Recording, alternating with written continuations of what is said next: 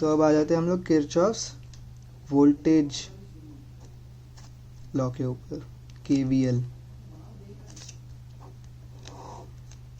ठीक है, इसके बारे में बात कैसे करेंगे? सबसे पहले अगेन मैं आपको स्टेटमेंट देता हूँ इसकी, एंड मेरे पास एग्जैक्ट स्टेटमेंट लिखी हुई है, मैं एक बार एकदम एग्जैक्टली वही देता हूँ ताकि कुछ गड़बड़ ना हो मेरे बोलने में। सो द स्टेटमेंट इज कि इन एनी क्लोज्ड लूप, कोई भी क्लोज्ड लूप ले लो, अभी मैं समझाता हूँ क्लोज्ड लूप का मतलब क्या है। The total voltage is the sum of all the voltages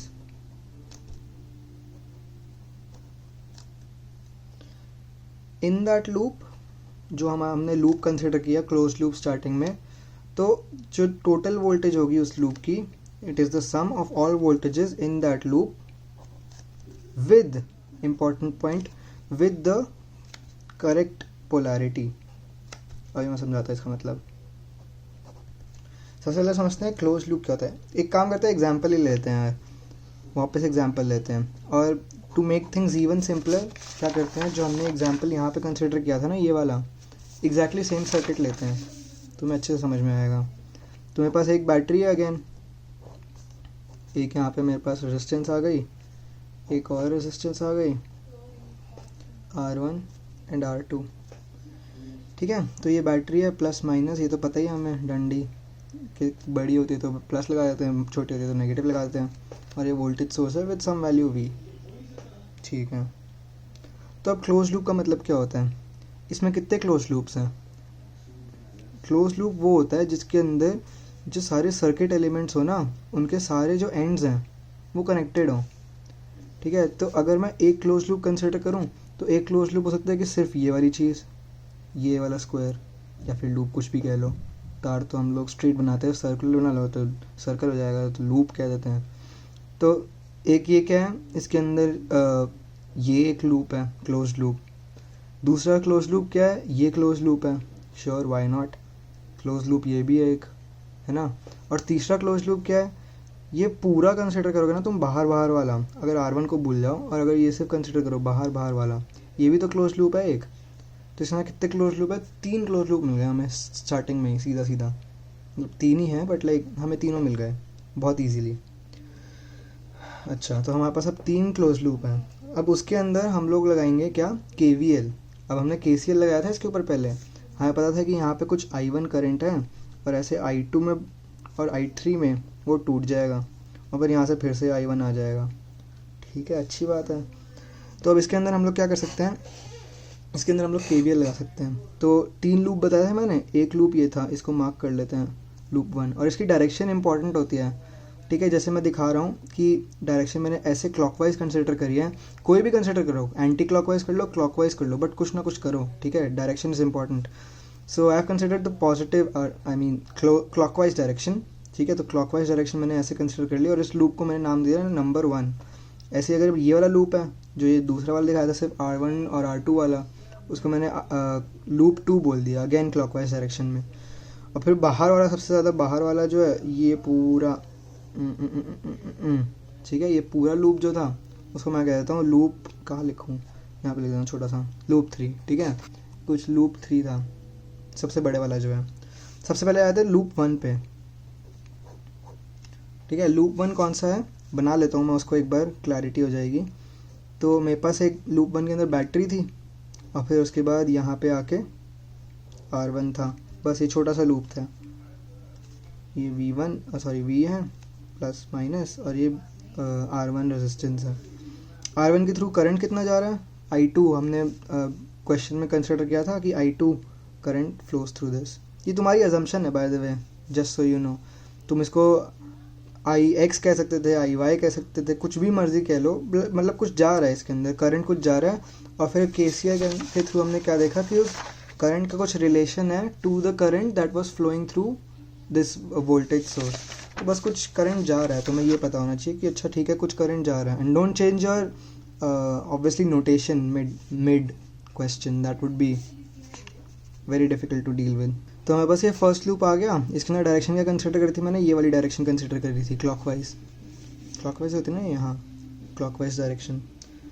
अब मैं कंसिडर कर लेता हूँ इसके अंदर 1 सेकेंड, नोट्स देखने पड़ते हैं मुझे। हाँ ठीक है, लूप 1 है मेरे पास। अब इसके अंदर मैं KCL लगाता हूँ, KVL लगाता हूँ सीधा। बट उससे पहले एक इंपॉर्टेंट चीज़ है, तुम्हें जो सारे एलिमेंट्स हैं ना इसकी, उनकी पोलैरिटी पता होना चाहिए। पोलैरिटी क्या होता है कि मतलब प्लस और माइनस साइन पता होना चाहिए कि उनका हाई वोल्टेज वाला पॉइंट कौन सा है। जैसे इस बैटरी के अंदर है, बैटरी के अंदर तो प्री डिफाइंड होता है इसके सिंबल्स है ही, कि जहाँ ये छोटा डंडा होगा वहाँ पे लो वोल्टेज होगी, जहाँ पे बड़ा डंडा होगा वहाँ पे हाई वोल्टेज होगी, तो ये प्लस माइनस सीधा आते हैं। बट जैसे ये रेजिस्टेंस है, इसके अंदर तुम्हें पता नहीं है, ठीक है, इसके अंदर मैंशन भी नहीं है कहीं पे। तो बट इसके अंदर फिर अब पोलैरिटी क्या होगी इसकी, पोलैरिटी इसकी जो होगी ना, वो इसके अंदर जो करंट जा रहा है उसके थ्रू डिफाइंड होगी। जैसे करंट जो जा रहा है उसकी डायरेक्शन देखो, वो ऊपर से नीचे जा रहा है करंट, जो I2 करंट है वो हमने जो कंसिडर किया था वो ऊपर से नीचे जा रहा है। और करंट कहाँ से कहाँ फ्लो करता है, high polarity to low polarity flow करता है ना। तो हाई टू लो फ्लो करता है और ऊपर से नीचे भी जा रहा है इस केस में। तो मतलब ऊपर वाला प्लस हो गया, ये नीचे वाला नेगेटिव हो गया, ताकि जो करंट है वो हाई से मतलब पॉजिटिव से नेगेटिव की तरफ जा रहा है। ठीक है, तो हमें इस तरीके से R1 की पोलैरिटी भी मिल गई।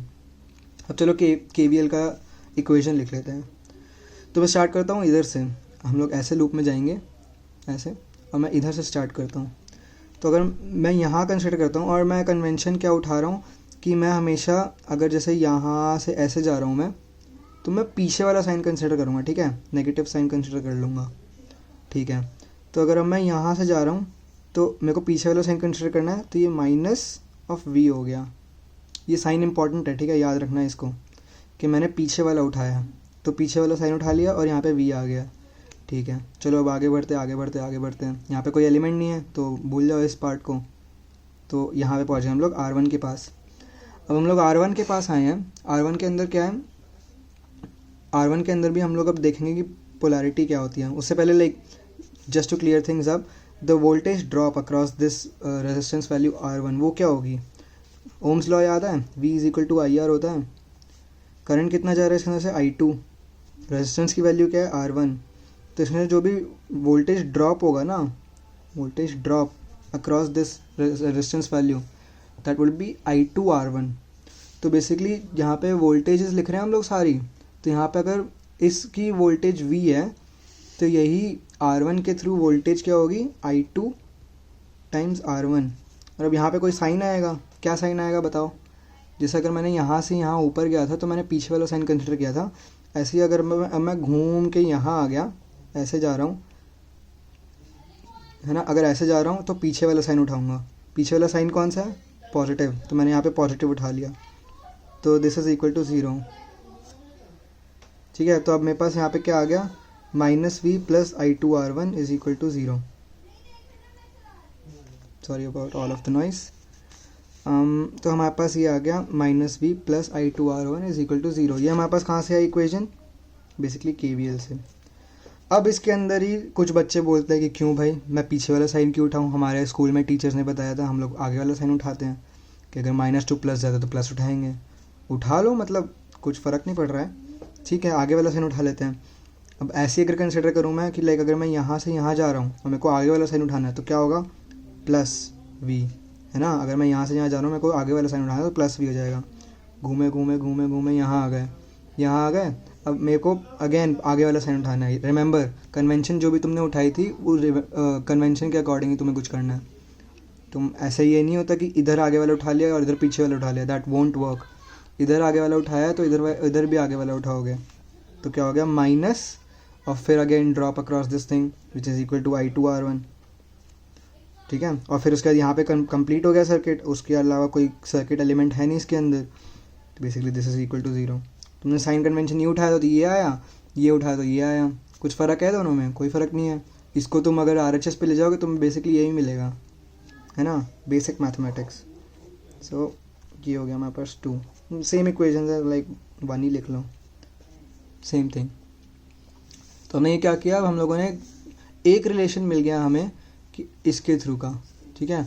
अब अगर हमने जैसे अगर I2 दे रखा है और V दे रखा है तो हम लोग R1 निकाल सकते हैं, R1 दे रखा है, V दे रखा है, I2 निकाल सकते हैं, R1 दे रखा है, I2 दे रखा है, तो V निकाल सकते हैं। तो हम इस तरीके से सर्किट एलिमेंट्स के लिए सॉल्व कर सकते हैं। बट व्हाट अबाउट R2, उसके लिए कंसिडर कर लो लूप 2 उठा लो बेटा, क्या फ़र्क पड़ रहा है, काम करते हैं, लूप 3 उठाते हैं, and then I would have a surprise for you. Loop 3 क्या था हमारे पास, ये सबसे बड़े वाला लूप है ना, ये सबसे बड़ा वाला लूप, उसके अंदर क्या था, हम लोग कहाँ से जा रहे थे, ये बैटरी है हमारे पास और R1 को गोली मार के हम लोग आ गए R2 के पास सीधा, R2 और ये V प्लस माइनस, इसके अंदर से क्या जा रहा था, कुछ I3 करंट फ्लो कर रहा था, राइट, तो इसमें से कुछ I3 जा रहा है, ठीक है। अब अगर हमारे पास ये लूप है, ये लूप नंबर हमारा क्या था 3, लूप नंबर 3 अगर हमारे पास, इसके अंदर हम लोग अगर KVL लगाएं, सबसे पहले अगेन पोलैरिटी देखो R2 की, हम लोग पॉजिटिव टू नेगेटिव जाते हैं हमेशा, और करंट कहाँ से कहाँ फ्लो कर रहा है, ऊपर से नीचे फ्लो कर रहा है, तो ऊपर वाला पॉइंट पॉजिटिव हो गया, नीचे वाला पॉइंट नेगेटिव हो गया, ईजी, जैसे मैंने ऊपर बताया था। तो हमारे पास अब दोनों की पोलैरिटी आ गई। अब इक्वेशन लिख लो KVL की इक्वेशन कैसे होगी, अगर मैं ऐसे जा रहा हूँ जैसे मैं पिछले क्वेश्चन में गया था, अगर मैं पीछे वाला कंसिडर कर रहा हूँ साइन, अगर मैं पीछे वाला साइन कंसिडर कर रहा हूँ, मैं कन्वेंशन यूज़ करता हूँ कि पीछे वाला साइन यूज़ करता हूँ, तुम्हारी मर्जी है, whatever you comfortable with. Again as I showed you, it really doesn't matter कि तुम कौन सा साइन उठाओ, so like whatever you find comfortable, just pick that sign. आगे वाला उठाना है आगे वाला उठाओ, पीछे वाला उठाना है पीछे वाला उठाओ। तो अगर मैं पीछे वाला साइन उठाता हूँ तो बेसिकली अगर मैं यहाँ से स्टार्ट करता हूँ तो V आया मेरे पास, V का साइन क्या होगा, नेगेटिव होगा, क्योंकि मैं पीछे वाला साइन उठा रहा हूँ, है ना। अब इधर कोई एलिमेंट नहीं है, यहाँ आ गए, तो अब हमारे पास क्या है R2 है।